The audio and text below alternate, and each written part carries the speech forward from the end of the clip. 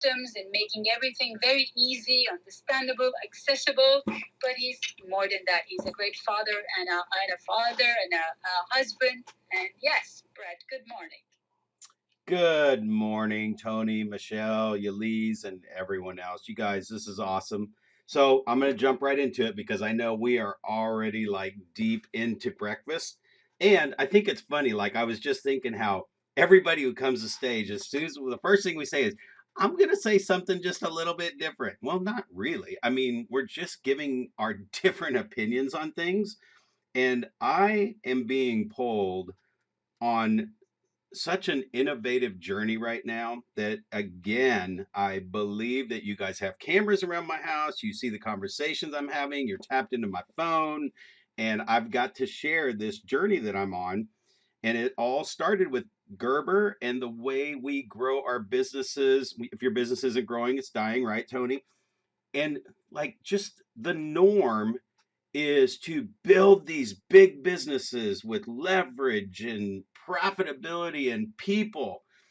And when you really look at small business owners, I mean, 60, 70, 80% of all small businesses fail within the first 3 to 5 years. And there are so many people, and this is the journey I'm on, that I'm finding that their immediate response, well, I don't want to manage a big old team. Now, you all know, and I know that more people and bigger businesses doesn't mean harder work. It should mean less work and easier work. The reality of the journey that I'm on right now is that 80% of the people don't know that yet, and they can't get successful enough. I call it the bridge between being one to going even to two. Like just taking on that person to leverage them. It's almost like you got to be 2, 3, 4, and maybe even today a year ahead on your expenses and income and everything before you can solidly take somebody on without it turning into, a heavy weight where you bring on somebody because you need them, and then within 3 to 5 to 6 months you're struggling just to make the payroll. So my journey that I'm on is kind of outside the norm, and it's really that bringing it back to innovation, which is our topic, is that innovation is everyone's job. However, it's not about being creative. I've got a new person. I'm re expanding, relaunching my business, and I've added a person into the mix. I've got systems that if Brad Korn, not if, Brad Korn does what it says to do every day. That's how I sell 70 to 100 homes a year. I don't get creative. I don't come up with new things. I just look at my list and it tells me exactly what to do every single day. I bring a new person in that doesn't know that system, and they like to add things like, hey, should we add this on the form, that on the form? Can we collect that? And this is so perfect for this conversation for this level of people that are on here, because it's not about being creative until you use the proven models and systems to get the results that are guaranteed to happen from those models and systems.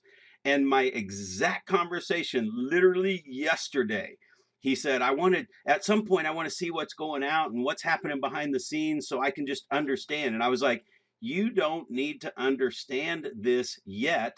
This system is set to get you to 8, 10 sales a month. You're at 1 or 2. Until you get the results from the model that is in place, then I gladly open the door and invite you to bring anything that can make what we're doing, make your 10 sales turn into 20 sales a month.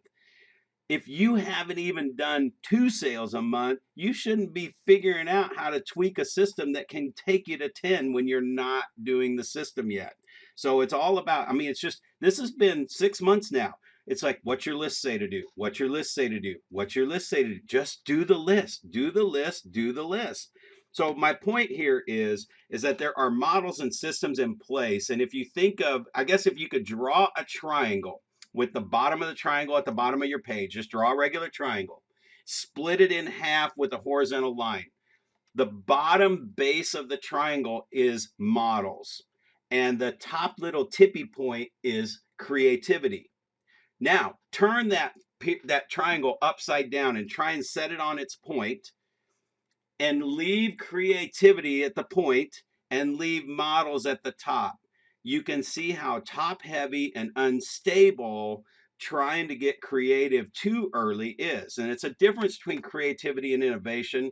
And I'm just hoping that I'm making the point that there is some solidity to getting that base in place. So the best way to do this, here's the three things that I'll leave you with and I'll jump off, is what is your customer client experience? What is the base model to ensure your clients do business with you, do repeat business with you, and refer you people?